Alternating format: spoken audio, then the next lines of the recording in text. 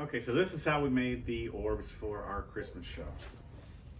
We start by getting a spool of wire. We get this from Amazon. Best thing we could find, best price we could find around town. I'm sure there are better options, but that's what we had. Unfortunately, it's a tight spool, and when you try and straighten it by hand, you end up with something very wonky, hard to work with. It's not good. So I did come across this tip on TikTok of all places, that if you drill a hole through the width of a 2x6 and pull your wire through it, also works for tubing, it does a real nice job of smoothly straightening it out. Now, my hole's a little bit large, so I still have a little bit of a curve, but that actually works better for my purposes. I did figure out mathematically that for a 16-inch orb, I want this particular piece to be 24¼ inches long. So I built my little template out of paracord. So I stretch this along the length, find my spot, I mark it, and then cut it. And do that 16 times for each orb. Downside by doing it that way is when you, see if we can zoom in on this, when you cut it with the bolt cutters, you get a sharp point, which is going to be disadvantageous when we go to weld it. So I take this over to the bench grinder, and then I will grind that flat. It takes like a second each side. No time at all. I'll put this on the bench grinder.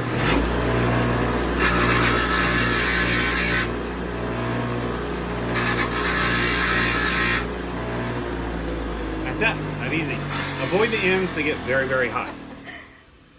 So in order to get the proper arc, we bought a ring roller, Harbor Freight.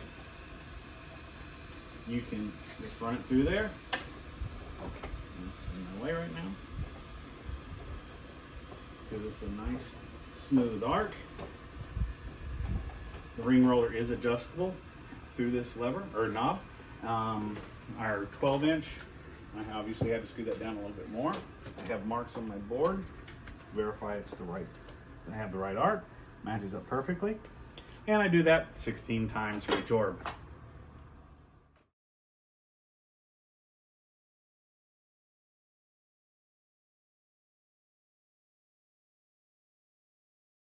So the next step is to actually start welding things together. So I'm gonna get geared up here and ready to weld.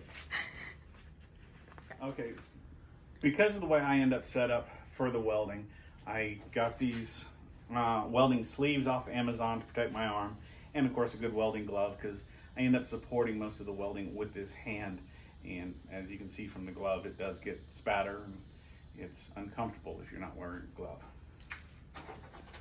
Now to set up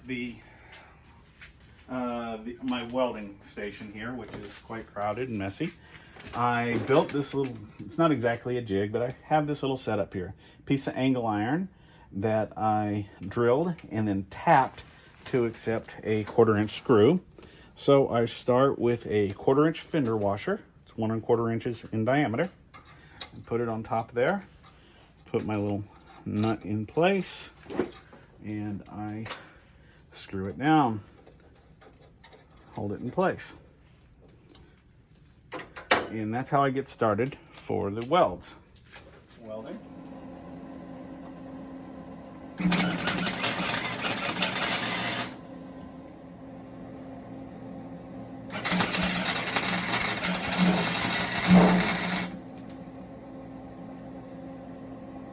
Okay, so normally I would go ahead and put wires on the other two sides, give me nice 4 quadrants.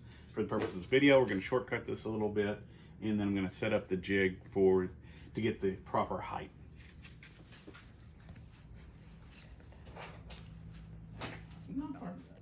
What I found that actually works for me is a nice long threaded rod. As I mentioned before, this is drilled and tapped.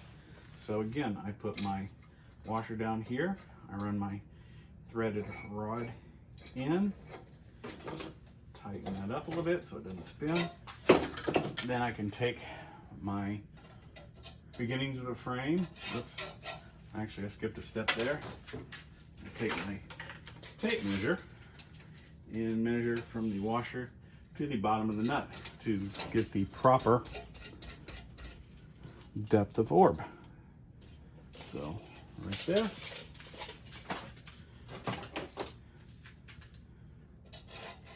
Put this on, and then that will be my, I'll put a nut on top of here, and then that will be the proper 16-inch diameter for my orb.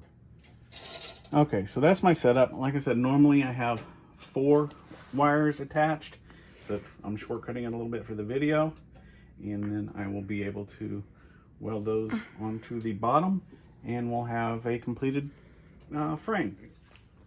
Okay, and so when I have the 4 wires attached and I put it on my little jig there, this is what I end up with, a nice little beginnings of a frame. Okay, and so here's one that's partially built.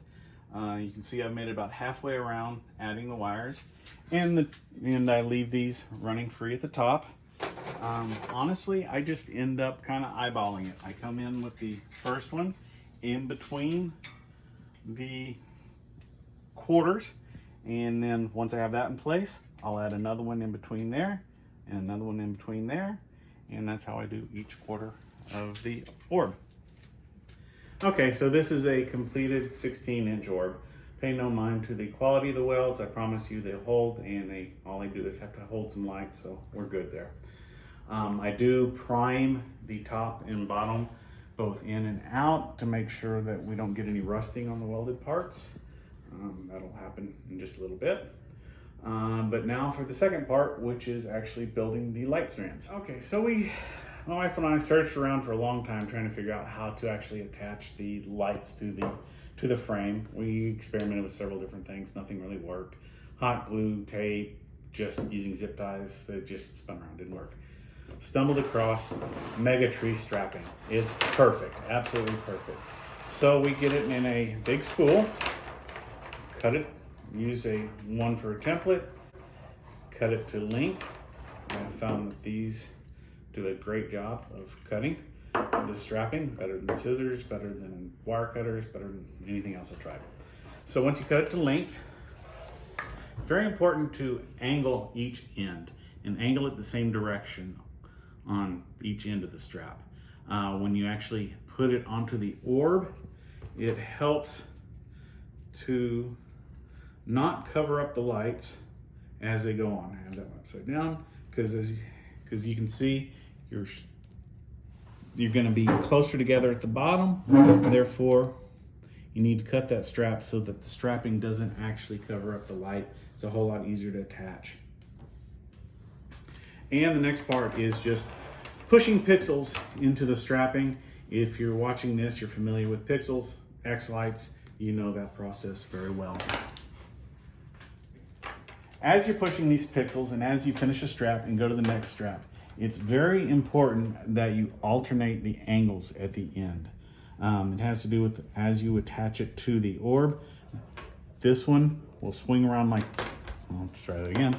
This one will swing around like that, and that way the flat end fits into the angled cut. Okay, so here is a completed strand of straps and pixels for a 16-inch orb. The way we space these out, it is 8 pixels per strap, 16 straps, that's 128 pixels. Of course, pixels come in typically 50 or 100 pixel strands, so had to splice in 28 additional pixels.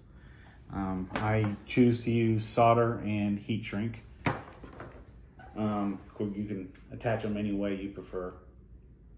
Okay, now that we have a completed frame and a completed length of pixels, it's time to actually attach it to an orb.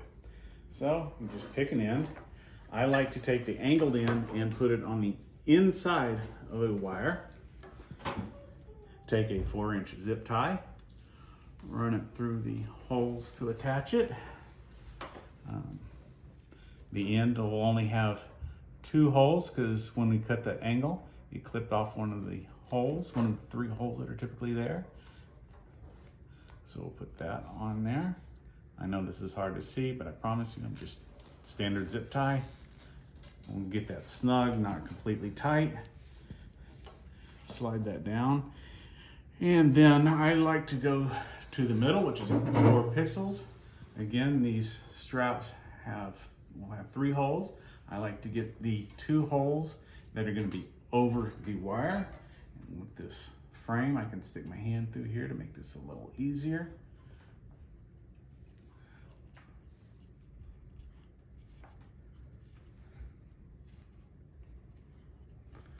And we'll snug that up.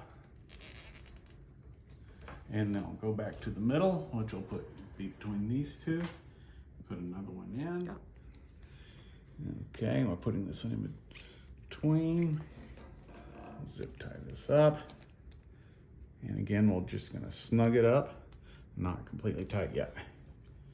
And so, now that we have all our zip ties on, I will take this strap. I'll kind of eyeball equal distances at either end, and then tighten it up. Tighten up all the straps. Once you get them good and tight, go ahead and trim them. Just like that. Okay, as I said, we got this one completed strand. We transition to the next one. Again, I like to go on to the same side, make sure everything's staying on the same side of the wire. And here is where you can really see those angle cuts coming into play. And that's why it's so important to alternate your angles when you're pushing your pixels. And you just continue this process till you get all 16 straps attached to the orb. Okay, so now we have all the straps and pixels pushed, tightened where we want it. I then add a little eye bolt to the top, nuts top and bottom. I toyed with the idea of welding a nut on there. Just too much hassle. It's a lot easier just to use a nut top and bottom, get them nice and snug. And then we get our finished product here. Line everything up.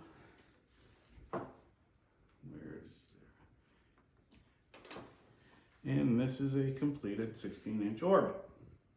All you need is a tree, some lights, about 1,000 presents wrapped up in paper snow.